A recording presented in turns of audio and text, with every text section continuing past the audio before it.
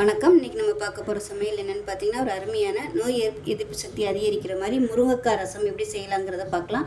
நார்மலாக வெறும் ரசமாக வைக்காமல் இது மாதிரி சின்னவங்கலேருந்து பெரியவங்க வரைக்கும் இந்த மாதிரி ரசம் வச்சு கொடுங்க, நல்லா ஆரோக்கியமாக இருக்கும். வாங்க அதை எப்படி செய்யலாங்கிறத பார்க்கலாம். இப்போ ஒரு குக்கர் எடுத்துக்கலாம். இதில் பார்த்தீங்கன்னா ஒரு 10 பீஸ் வர மாதிரி முருங்கைக்காய் சேர்த்துக்கலாம். இது கூடவே மீடியம் சைஸாக 2 தக்காளி இந்த மாதிரி கட் பண்ணிவிட்டு சேர்த்துக்கோங்க. இது கூடவே சின்ன நெல்லிக்காய் சைஸுக்கு புளி சேர்த்துக்கலாம். இது முங்குற அளவுக்கு தண்ணி சேர்த்துக்கலாம். சும்மா ஒரு டம்ளர் அளவுக்கு தண்ணி சேர்த்துருக்கேன். 1/4 டீஸ்பூன் மஞ்சள்தூள் சேர்த்துக்கலாம்.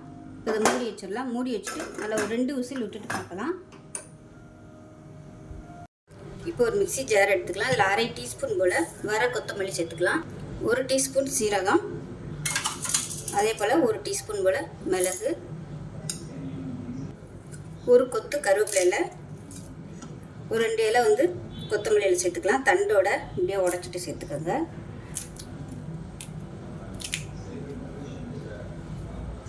இப்போ இதில் ஒரு 3 பல் பூண்டு சேர்த்துக்கலாம். இப்போ இதில் ஒரு பச்சை மிளகாய் சேர்த்துக்கலாம் உடச்சிட்டு. இப்போ அரைச்சிட்டு பார்க்கலாம். இப்போ பாருங்கள், குக்கரில் வச்சது நல்ல விசில்லாம் போயிடுச்சு. இப்போ அதை ஒரு மிக்ஸி ஜாரில் சேர்த்துக்கலாம்.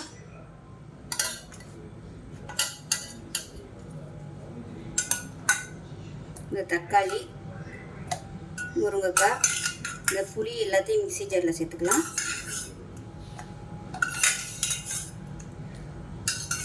சேர்த்துட்டு கொஞ்சமாக தண்ணி விட்டுக்கலாம். இது நல்லா ஆறுனதுக்கப்புறமா மிக்ஸி ஜாரில் சேர்த்துக்கோங்க. இல்லைன்னா உங்களுக்கு அப்படியே தெரிக்கும். இந்த தக்காளியெல்லாம் நல்லா உடச்சி விட்ருங்க, அப்போ தான் நல்லா அரைப்படும். இப்போ சூடாக இருக்குது. இது ஆறுனதுக்கப்புறமா நல்லா மிக்சியில் ஆன் பண்ணிவிட்டு நல்லா நைஸாக அரைச்சிட்டு பார்க்கலாம். இப்போ பாருங்கள், நல்லா அரைச்சி கொண்டு வந்துட்டேன். இது நம்ம வடிகட்டி எடுத்துக்கலாம்.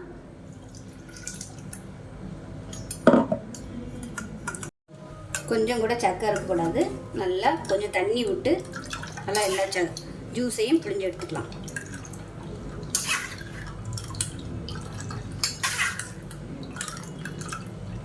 இந்த ரசம் சின்ன பிள்ளைங்களுக்குலாம் இந்த மாதிரி நீங்கள் முருங்கைக்காய் போட்டு வச்சு கொடுத்தீங்கன்னா நல்ல எதிர்ப்பு சக்தி கிடைக்கும். ரொம்ப நல்லது இந்த மாதிரி ரசம் வச்சு கொடுக்குறது. நார்மலாக எப்பயும் போல ரசம் வைக்காமல் இந்த மாதிரி நீங்கள் வச்சு கொடுக்கலாம். நல்ல எதிர்ப்பு சக்தியும் கிடைக்கும். நல்லா எல்லா வயசுலேயுமே சாப்பிட்லாம். சின்னவங்கலேருந்து பெரியவங்க இருக்கும். வயசானவங்களுக்குலாம் இந்த மாதிரி ரசம் வச்சு கொடுத்தீங்கன்னா நல்லா ஹெல்த்தியாக இருக்கும். அவ்வளோதான், நல்லா வடிச்சாச்சு. இப்போ நம்ம ரசம் எவ்வளோ தேவையோ அதுக்கு தகுந்த மாதிரி தண்ணி ஊற்றி ரெடி பண்ணி வச்சுக்கலாம். இது தாராளமாக ஒரு 3 பேர் சாப்பிட்ற அளவு நான் இன்றைக்கி ரெடி பண்ணியிருக்கேன். ஒரு பேன் எடுத்துக்கலாம். தேவையான அளவுக்கு எண்ணெய் விட்டுக்கலாம். இப்போ எண்ணெய் நல்லா சூடாயிருச்சு. 1 டீஸ்பூன் போல் கடுகு சேர்த்துக்கலாம். 2 வெந்தயம் சேர்த்துக்கோங்க வாசனைக்காக. அது கூடவே கட்டி பெருங்காயம் சேர்த்துக்கலாம். 3 வரமிளகாய் சேர்த்துக்கலாம். கொஞ்சமாக கருவேப்பிலை சேர்த்துக்கலாம்.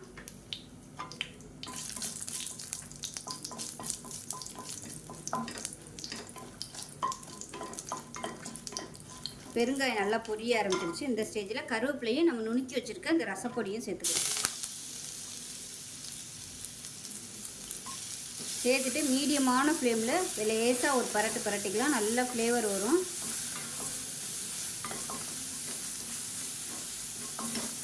நல்லா பரட்டி விட்டாச்சு. இந்த ஸ்டேஜில் நம்ம ரெடி பண்ணி வச்சுருக்க அந்த தண்ணியை சேர்த்துக்கலாம்.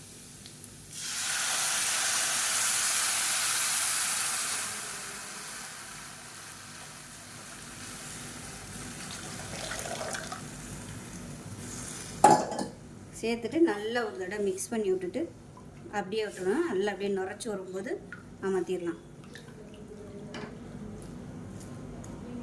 இதை ரசமாக கன்வெர்ட் பண்ணாமல் நீங்கள் வெறும் மிளகு, சீரகம், உப்பு போட்டு கூட சூப்பு மாதிரி குடிச்சிக்கலாம். வெறும் பூண்டு மட்டும் தட்டி போட்டுட்டு நீங்கள் சூப் மாதிரியும் கூட குடிக்கலாம்.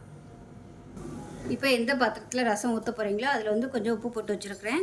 இப்போ பாருங்கள், நல்லா நுரை கட்டி வருது. இப்போ நல்லா நுரை கட்ட ஆரம்பிச்சிருச்சு. ரொம்ப கொதிக்க விடக்கூடாது, அமர்த்திடலாம். இப்போ இந்த ரசத்தை எடுத்து அப்படியே நம்ம இந்த பாத்திரத்தில் ஊற்றிடலாம்.